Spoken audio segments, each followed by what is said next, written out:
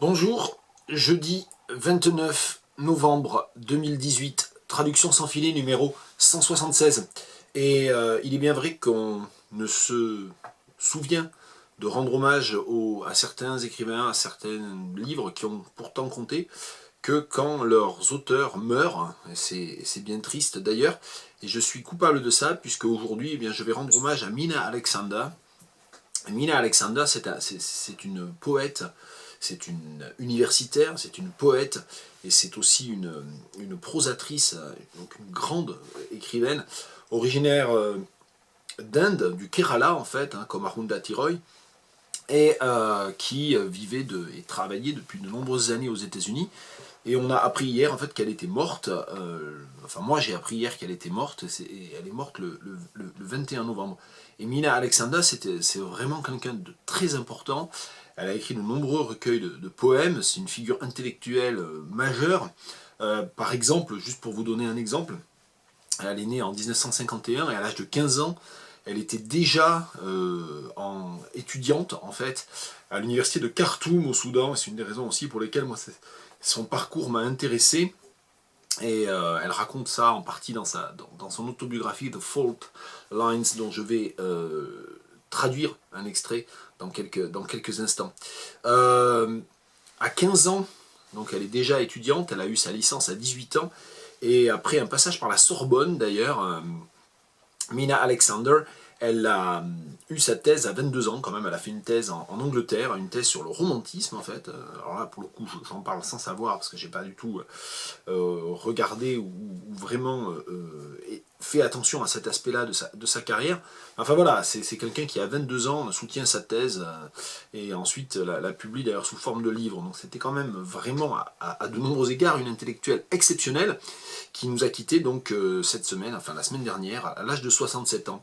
Et donc pour lui rendre hommage, je vais traduire en improvisation, comme toujours, un extrait du chapitre 2 de Fault Lines, The Fault Lines, publié en 1993. C'est une sorte d'autobiographie, c'est classé comme un mémoire.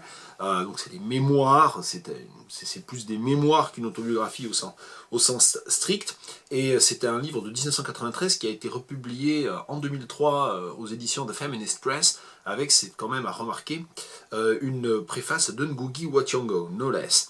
Donc voilà. Mina Alexander, j'ai un peu de mal à en parler parce que je connais un peu son œuvre, mais voilà, c'est pas quelqu'un que j'ai lu de manière vraiment approfondie, systématique, détaillée comme pas mal d'autres écrivains. Je connais un peu sa poésie, j'ai lu uniquement The Fault Lines en entier, j'ai découvert d'ailleurs qu'il y avait aussi des romans de Mina Alexander, et avant de traduire, donc un long prologue encore, et j'en suis confus, pas pour les mêmes raisons qu'hier. Mina Alexander, j'ai fait la vérification, si je ne me trompe pas, avec le catalogue du Sudoc, il n'y a absolument aucun livre de Mina Alexander traduit en français, ce qui me paraît, moi, inimaginable. Enfin, même si j'ai l'habitude que des auteurs et des livres majeurs ne soient pas traduits en français alors que des livres tout à fait mineurs le sont, malgré tout, ça continue à m'estomaquer, mais enfin. Je vais lire en entier ce passage, c'est un extrait du chapitre 2, Ink Mirror, miroir d'encre, et je vais le lire en entier parce que c'est vraiment un très beau texte, mais je vais en traduire que le début. Donc en fait ça se passe alors qu'elle est déjà aux États-Unis et où en fait on lui livre un lit qu'on lui a donné parce qu'elle est dans la dèche en fait avec sa famille, et sur ce lit en fait qui était un lit, le lit d'une amie qui lui donne son vieux lit en quelque sorte, elle passe l'après-midi et elle a une espèce de vision, une espèce de rêve un peu étrange, qui est un rêve régressif, très très beau. Enfin, c'était vraiment un très beau passage aussi de prose. Je lis ça et ensuite je traduis le début. Lying on that bed, all alone, one summer afternoon I had a dream that felt like a memory, a true happening evoked in the short silk of time present, when sense fractures and real places shake themselves apart. I dreamt I was falling. I heard the wind whistle around me as I fell. I fell, and there was no swing or helicopter or trapdoor from heaven. I fell in a hot, unswerving motion that turned my body into fluid. There was mud at the side of the quarry where I fell. Clearly it was a quarry. The kind of Kerala quarry from which sandstone is cut. Pink, streaked sandstone. Little Svati was running across the steep-sided bottom, water up to her ankles. "Mommy, mommy," she cried, as she used to do in those days. "Mommy, mommy." Time and again she slipped into the water, each time picking herself up again. By now her dress was splashed and torn. Watching her, I felt she was invincible. Then something cramped inside me, right where the heart makes its strong, muscular beat. Exhausted, she bobbed up and down on the grey surface of water, brown hair bleached to the colour of straw. I jumped in. I could not swim. I dragged her up as best I could and held her to my breasts. Her hair, massed over my right shoulder, gained colour as I held her there, my girl child and I, both fallen. On the sides of the quarry, on stones marked with red veins, moss twisted and squirmed, making vowel shapes. The vowel shapes had serpent bodies, fishtails, glittering hooks, eyes. I heard a hoarse sound. Whose breath was it? Hers or mine? Or was it the blur of vowels in the quarry of flesh? Et voilà, c'est juste un extrait, c'est 3 paragraphes du chapitre 2 de The Fault Lines. C'est une écriture magnifique, magnifique. Je vais essayer de pas trop la bousiller. On y va. Lying on that bed, all alone, one summer afternoon, allongée sur ce lit, toute seule, un après-midi d'été, I had a dream that felt like a memory. Je fis un rêve qui ressemblait à un souvenir. That felt like, qui me faisait l'effet d'un souvenir. Je sais pas. Sembler, c'est un petit peu trop abstrait. That felt like a memory. On entre déjà, ça a l'air tout bête comme ça, comme intro, mais on entre déjà dans cette espèce d'hallucination progressive qui se termine par cette magnifique image des blur of vowels in the quarry of flesh, là, l'embrouillamini des voyelles dans une carrière de chair. C'est quand même exceptionnel hein, comme texte. A true happening evoked in the short silk of time present, un événement réel, ou quelque chose qui se produit vraiment. True happening, je vois pas très bien comment le traduire autrement que par événement. Bon, un événement, et du coup un événement réel, parce qu'un véritable événement, je sais pas trop, un véritable événement maintenant. Evoked, suggéré, in the short silk of time present, alors littéralement dans la soie brève de l'instant présent, dans la brièveté soyeuse peut-être, on va inverser, on va faire une double transposition, hein, short silk, brièveté soyeuse, c'est on va dire c'est un procédé de traduction que j'aime pas trop employer, mais ici il me paraît intéressant quand même. Dans la brièveté soyeuse de l'instant présent, when sense fractures, quand la raison se fracture, se brise, pas se brise, fracture c'est qu'elle commence en fait à se briser, oui elle se fracture je crois, on va garder fractures, fracture.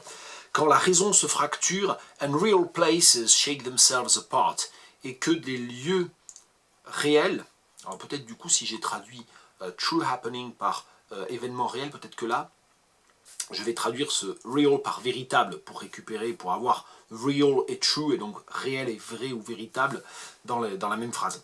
Et que des lieux véritables, alors shake themselves apart, se rompent littéralement, enfin, se rompent en se secouant, donc, je sais pas très bien,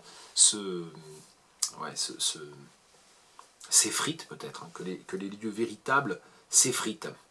I dreamt I was falling. Je rêvais, AI, je rêvais, passé simple. I was falling, que je tombais, AIS. Je sais, je fais pas trop la différence, mon accent est comme ça.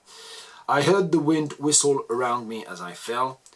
J'entendis le vent qui sifflait autour de moi. Moi, je sais pas. J'entendis le vent siffler autour de moi as I fell, pendant que je tombais, pendant ma chute. I fell and fell, Je tombais ou je ne cessais de tomber. And there was no swing or helicopter or trapdoor from heaven. Alors donc, il n'y avait ni balançoire, je vais traduire tel quel, parce que c'est le début un peu de l'hallucination. Il n'y avait ni balançoire, ni hélicoptère, ni porte. Alors trapdoor, comment on appelle ça, une trappe en fait. Est-ce qu'on dit une trappe dans le plafond, dans un plafond, quelque chose qui s'ouvre? Je pense que ouais, c'est une trappe. Ni de trappe au ciel, ni de trappe. Alors, heaven, du coup, c'est les cieux, les cieux, c'est le paradis, en fait. Ni de trappe s'ouvrant dans les cieux, peut-être, quelque chose comme ça. I fell in a hot, unswerving motion that turned my body into fluid. Je tombais dans un mouvement, alors, dans un mouvement chaud, dans un mouvement bouillant, dans un mouvement, c'est un peu curieux. Ouais, je sais pas trop. Je tombais et ma chute peut-être, et ma chute, oui, et la chaleur transformait mon corps en liquide, en fluide, mais plutôt en liquide quand même. There was mud at the sides of the quarry where I fell.